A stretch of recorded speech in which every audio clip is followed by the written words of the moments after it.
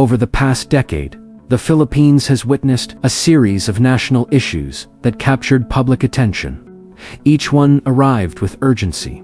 Each one dominated headlines. And each one seemed, for a moment, impossible to ignore. The pork barrel scandal raised questions about how public funds were used. Soon after, Typhoon Yolanda shifted the national focus toward disaster response and rehabilitation. Then came the tragedy of Mamasapano, a moment that forced the country to confront difficult questions about leadership, coordination, and accountability. Years later, the national conversation moved again. The war on drugs dominated the headlines. Then the pandemic reshaped daily life across the entire country. And during that same period, new controversies emerged. Debates about healthcare funds, government spending, and public oversight. More recently, the spotlight shifted toward other issues. Questions surrounding infrastructure spending, the rise of offshore gaming operations, debates about confidential funds, and the unresolved mystery of the Missing Sabungeros. Each issue entered the national conversation with intensity. Each one commanded attention, but something else happened along the way. As new issues appeared, earlier ones slowly faded from public view. Not always because they were resolved, not always because answers had been found, but because the national conversation had moved forward. This is the pattern that defines modern headlines.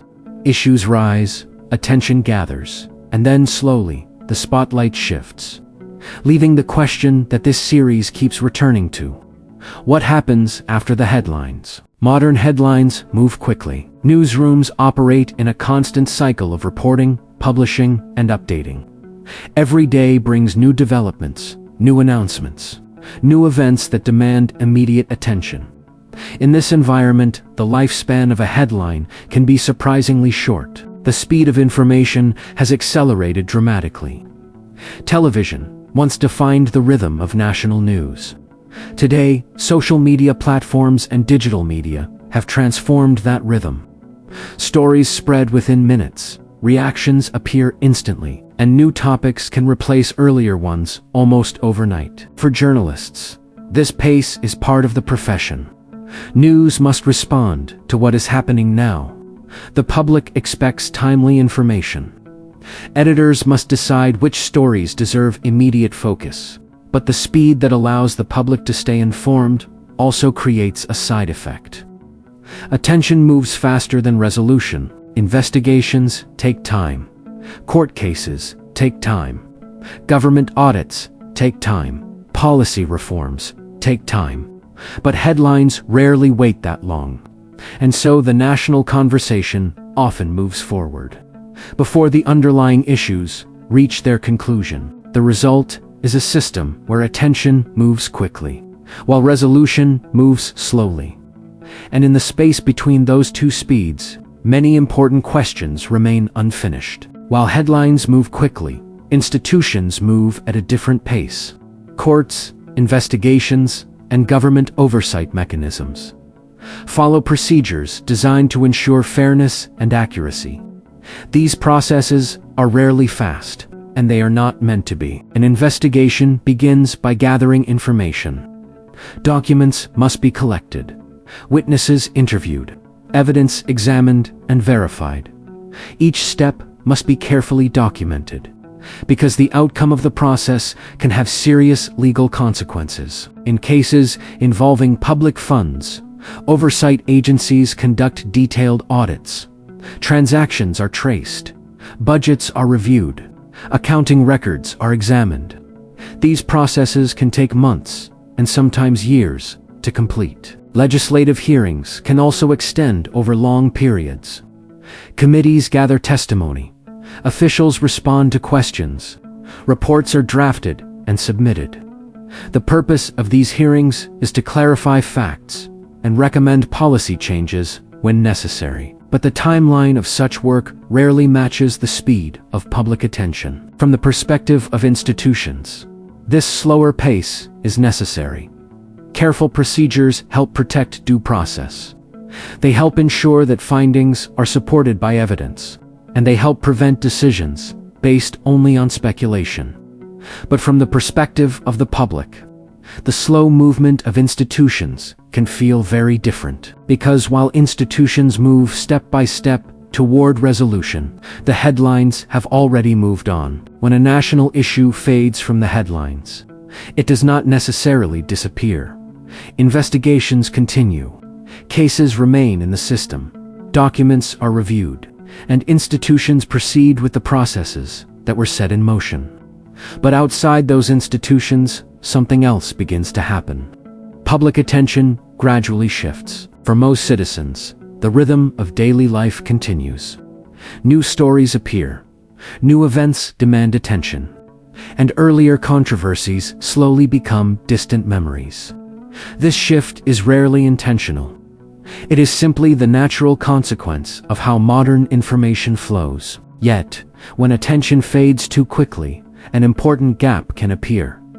Investigations may continue quietly. Policies may still be debated, but the collective sense of urgency, the public expectation that answers must be found, can weaken over time. Without sustained attention, even significant issues can become harder for the public to follow. The result is not necessarily silence. Reports may still be issued, hearings may still take place, court proceedings may still continue, but these developments rarely return to the same level of visibility that the original headlines once commanded. And so, the national conversation continues to move forward. One issue gives way to the next. The spotlight shifts, and earlier questions remain somewhere behind the scenes, still present, but no longer at the center of public attention. This is the quiet cost of forgetting. Not that the issues disappear, but that the questions surrounding them are asked less often. This series began with a simple observation. Over the years, many major national issues have captured the attention of the country. For weeks or months, they dominate the conversation. Investigations begin, debates unfold, and the public follows each development closely. But eventually, something else happens. The spotlight shifts. The purpose of this series is not to accuse, it is not to judge, and it is not to reopen old conflicts. Instead, it asks a different question. What happens after the headlines fade? By looking back at these moments in sequence, a pattern begins to appear. Different issues, different circumstances, different moments in history, yet the same cycle repeats. A national issue rises, attention gathers, and eventually the conversation moves on. Remembering these stories is not about revisiting controversy. It is about understanding how public attention works, because a society that remembers its questions is better prepared to ask them again when necessary. History is not only written in official reports, it is also shaped by what people remember, and by what they choose to continue asking about. This series exists for that reason.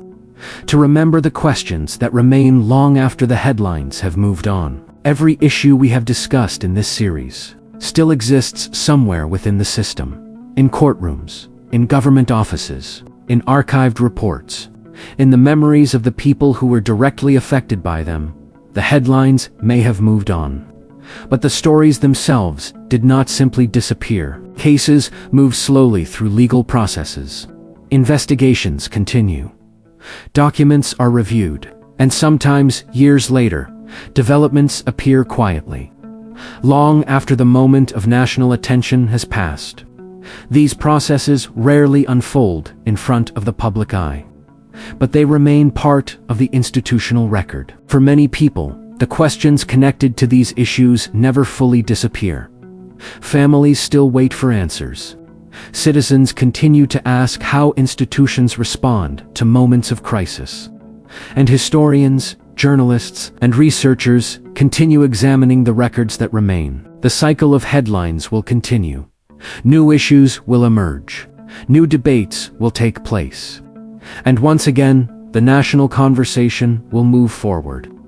That is the nature of public life, in a society that is constantly changing. But remembering the past matters not to dwell on it, not to assign blame, but to understand how the system works. Because every issue leaves behind a record, an open file, waiting for the next question. And sometimes, the most important question is the simplest one.